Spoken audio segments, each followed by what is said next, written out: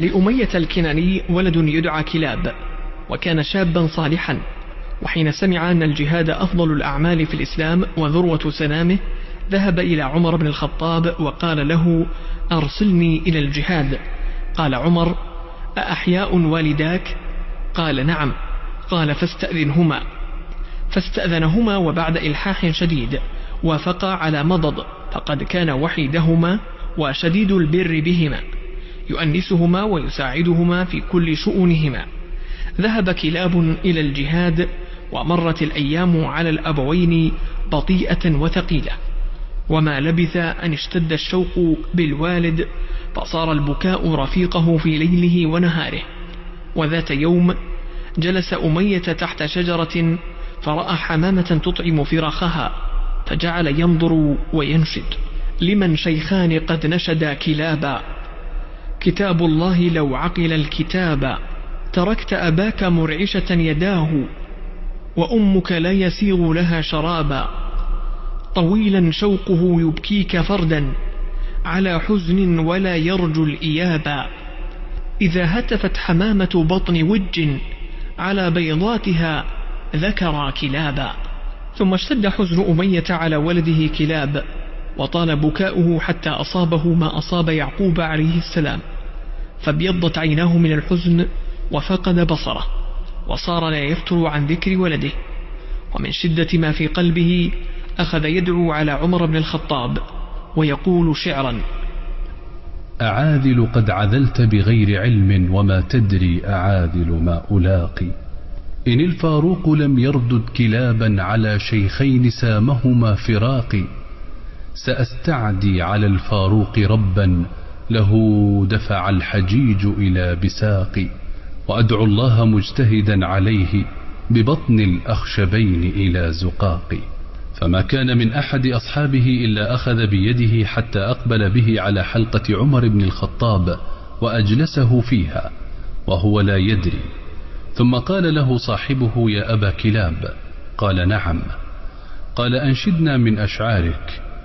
ولشدة تعلقه بولده، فإن أول ما تبادر إلى ذهنه أن قال: إن الفاروق لم يردد كلابا، على شيخين سامهما فراقي، سأستعدي على الفاروق ربا، له حج الحجيج على اتساق، وأدعو الله مجتهدا عليه، ببطن الأخشبين إلى زقاق.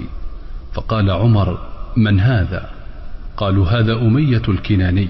قال عمر: فما خبر؟ قالوا: أرسلت ولده إلى الثغور. قال: ألم يأذن؟ قالوا: أذن على مضض. فوجه عمر من فوره أن ابعثوا إلى كلاب بن أمية الكناني على وجه السرعة. فلما مثل كلاب بين يدي عمر قال له: اجلس يا كلاب. فلما جلس قال له عمر: ما بلغ من برك بأبيك يا كلاب؟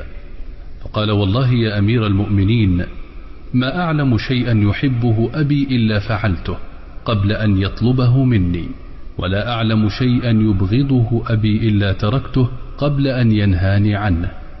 قال عمر: زدني.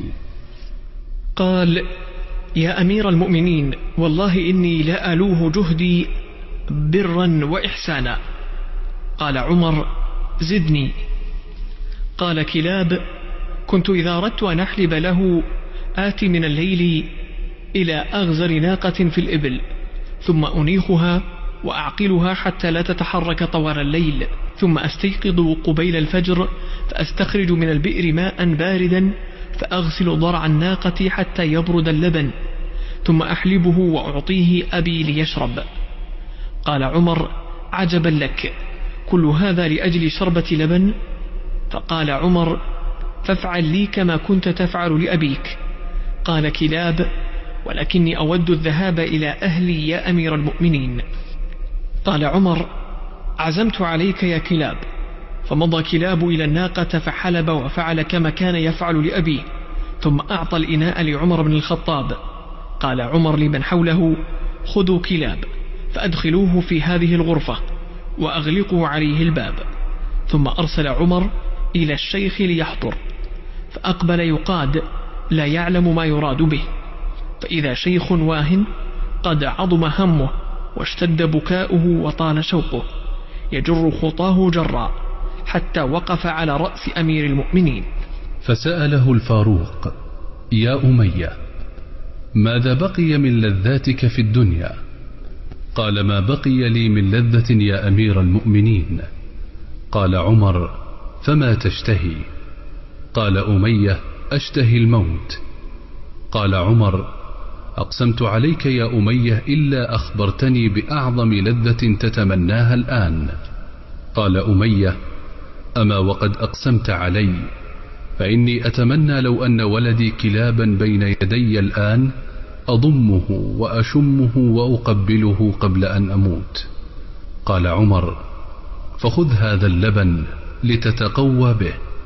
قال أمية: لا حاجة لي به يا أمير المؤمنين. قال عمر: أقسمت عليك يا أمية إلا شربت من هذا اللبن. فلما أخذ الإناء وقربه من فمه بكى بكاء شديدا وقال: والله إني لأشم رائحة يدي ولدي كلاب في هذا اللبن. فبكى عمر حتى جعل ينتفض من بكائه، ثم قال: افتحوا الباب. فأقبل الولد إلى أبيه فضمه أبوه ضمة شديدة طويلة، وجعل يقبله تارة ويشمه تارة، وجعل عمر رضي الله عنه يبكي، ثم قال: إن كنت يا كلاب تريد الجنة فتحت قدمي هذا.